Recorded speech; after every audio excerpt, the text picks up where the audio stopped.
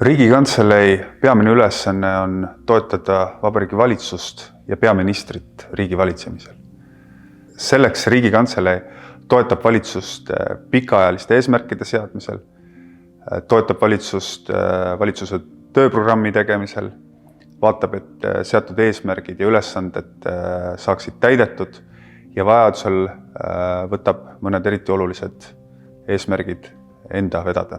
Riigikantselei on ka puhas tehniline sekretariaat valitsusele, valmistades ette, viies läbi ja protokollides valitsuse istungid ja moodsas maailmas väga olulisena Riigikantselei ülesanne on siis ka kommunikeerida otsused, mida valitsus teeb. Kuid aja möödudes on Riigikantseleile pandud ka täiendavaid ülesanded, mis puudutab valitsuse poliitika elluviimise toetamist. Näiteks Euroopa Liidu suunaline tegevus või laiapõhjaline riigikaitse, kus Riigikantselei roll on kas koordineerida või suisa juhtida neid valdkondi.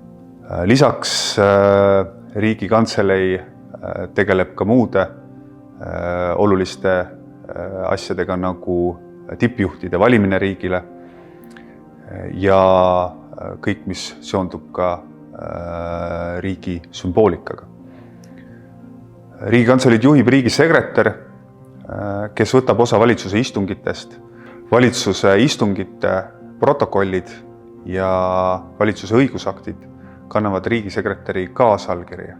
Ja see allkiri tähendab, et riigisekretär vastutab nende istungite ja otsuste ettevalmistamise eest, et need otsused saavad täpselt selliselt kirja, nagu poliitikud tahavad ja et need otsused oleksid õiguspärased.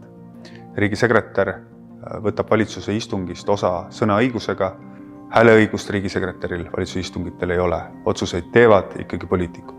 Riigikantselei ülesanne on ka toetada peaministrit tema igapäevases töös nii tehniliselt kui sisulise nõuga. Ja samuti, kui uus peaministri kandidaat hakkab moodustama valitsust, siis on Riigikantselei ülesanne ka toetada peaministri kandidaati valitsuse moodustamisel.